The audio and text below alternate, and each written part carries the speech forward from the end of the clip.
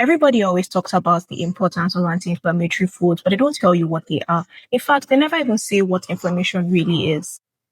Hi, everybody. My name is Halima and I'm a dietitian. On this edition of Ubi's Wellness Wednesday, we're going to be speaking on natural anti-inflammatory foods. Inflammation is one of those health words that gets thrown around but rarely gets explained properly. So let's start there.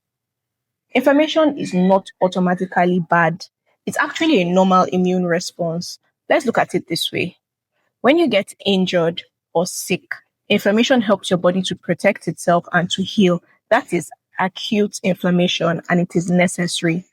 The problem now comes from chronic inflammation. This is when your body sustains a low level of inflammation over a long period of time.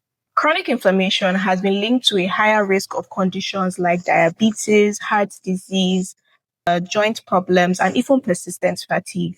It's often driven by a combination of factors: poor sleep, long-term stress, physical inactivity, and yes, your diet.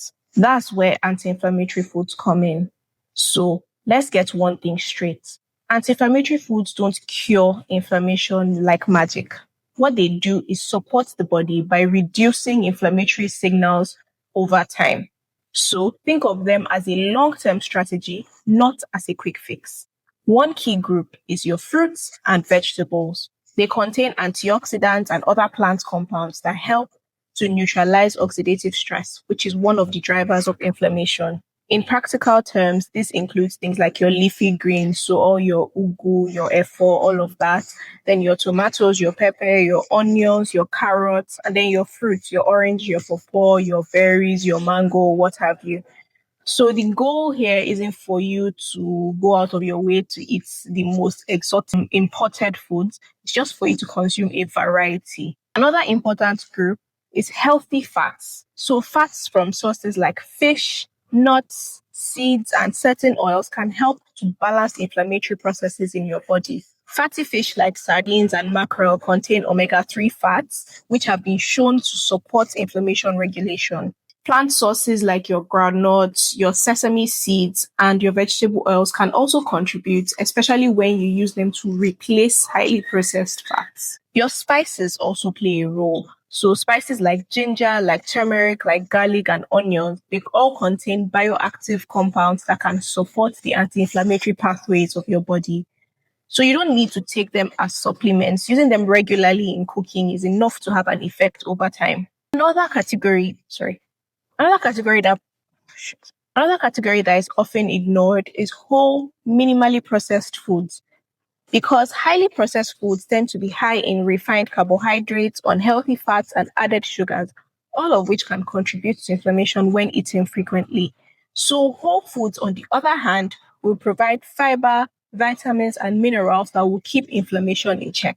Fiber is especially important. A fiber-rich diet supports our gut health, and the gut plays a major role in immune and inflammatory response. Beans, lentils, whole grains, vegetables, and fruits all contribute to this. It's important to let you know that no single food will fight inflammation on its own. So adding turmeric to your tea is not going to cancel out poor sleep, chronic stress, or an overall unbalanced diet. Anti-inflammatory eating is about the patterns in which you eat, not individual superfoods. Consistently choosing a variety of plant foods, including adequate protein, and limiting ultra-processed foods is where the difference is seen over time.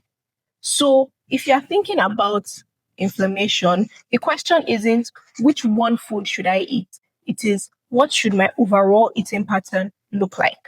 Because when nutrition supports the body consistently, inflammation has less room to thrive.